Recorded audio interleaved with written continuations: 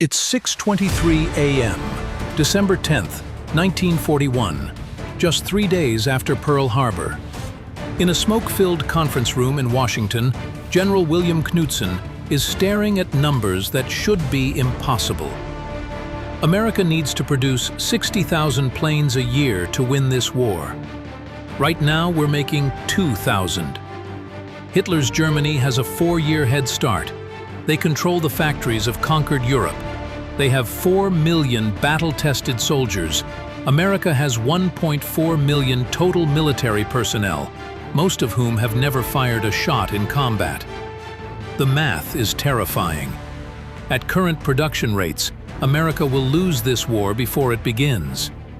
But Knudsen, the former General Motors executive now running America's production effort, makes a promise that will either save democracy or destroy his reputation. Give me 18 months. We'll outproduce the entire Axis combined. Nobody in that room believes him. Stalin doesn't believe him. Churchill thinks it's American optimism. Hitler's generals are laughing at American production fantasies. They're all about to discover what happens when 130 million Americans decide that losing isn't an option.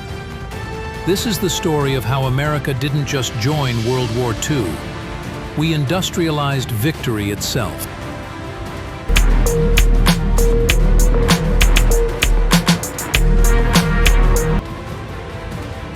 The transformation started the day after Pearl Harbor. Henry Ford II got a phone call at 6 a.m. Stop making cars. Start making bombers. We need them yesterday. Ford's response changed everything. How many bombers? And where do you want them delivered? Within weeks, the largest automotive plant in the world, Ford's River Rouge complex, was being gutted and rebuilt. Assembly lines that had perfected mass production for cars were redesigned for B-24 Liberators. The same workers who knew every bolt in a Model T were learning to build the most advanced bomber in the world. The speed was insane.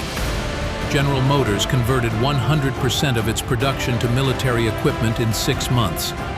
Chrysler went from cars to tanks. Even toy companies like Mattel started making ammunition. A typewriter company began producing machine gun parts. A pinball machine manufacturer switched to aircraft instruments. But it wasn't just about retooling factories.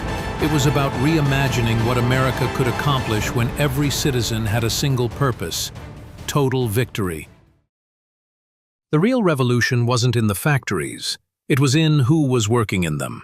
Before Pearl Harbor, married women working outside the home was considered scandalous.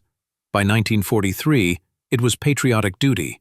Rose Monroe, the real Rosie the Riveter, was typical of millions of American women. Her husband was fighting in the Pacific.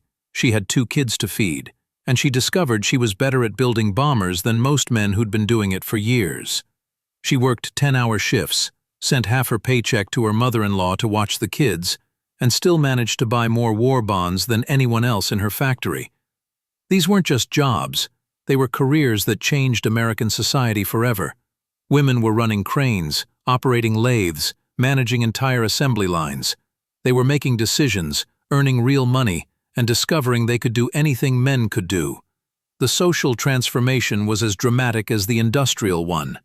America wasn't just building a war machine, it was rebuilding itself.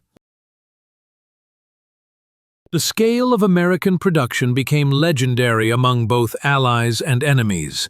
In 1944 alone, American factories produced 96,000 aircraft, 64,000 tanks, 6,000 naval vessels, and 2.4 million trucks. But the most incredible statistic is this: American shipyards were producing Liberty ships faster than German U-boats could sink them. At peak production, American yards launched 3 complete ships every single day. The SS Robert E. Peary was built in 4 days and 15 hours, from laying the keel to launching. Henry Kaiser, who had never built a ship in his life, revolutionized naval construction. His shipyards in California employed 200,000 workers and produced 1,490 ships during the war. Kaiser's motto was simple: find a way or make one. The psychological impact on Germany was devastating. German generals studying American production figures thought they were enemy propaganda. No country could possibly produce that much material. They were wrong. But this miracle came at a price. Workers died from exhaustion. Families were separated for years. Entire communities were transformed overnight, and not always for the better. In Detroit, the population exploded by 400,000 people in 2 years. Housing shortages meant families living in cars.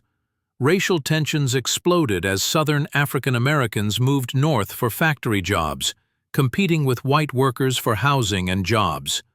The Sojourner Truth housing riots of 1942 showed the dark side of mobilization. When the government tried to move African American defense workers into a previously white housing project, violence erupted. Federal troops had to intervene. America was building the arsenal of democracy, but it was also confronting the contradictions of fighting for freedom while denying it to millions of its own citizens. By 1943, American production capacity had become the decisive factor in World War II. When Stalin met Churchill and Roosevelt at Tehran, he raised his glass to American production, without which this war would have been lost. German Field Marshal Erwin Rommel put it more bluntly: the battle is fought and decided by the quartermasters before the shooting begins. America had 130 million quartermasters. Every factory worker, every woman on an assembly line, every manager converting production was fighting the war as surely as any soldier in combat. The arsenal of democracy wasn't just supplying American forces, it was equipping the entire Allied war effort. Britain, the Soviet Union, China, and dozens of other countries were receiving American-built tanks, aircraft, and weapons through Lend-Lease. What America accomplished between 1942 and 1945 changed the global balance of power forever.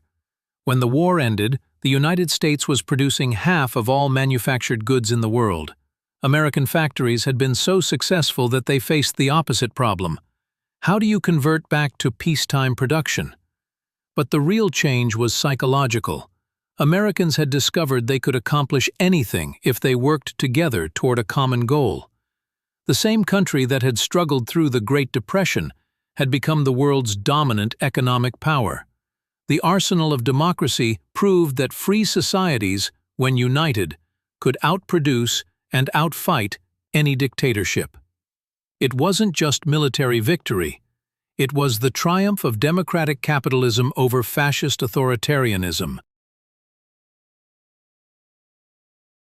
When I think about America's industrial mobilization, what strikes me most is the speed of transformation. In 18 months, America went from making consumer goods to dominating global military production. Today, when we face crises, pandemics, climate change, economic challenges, we often wonder if America still has that capacity for rapid total mobilization.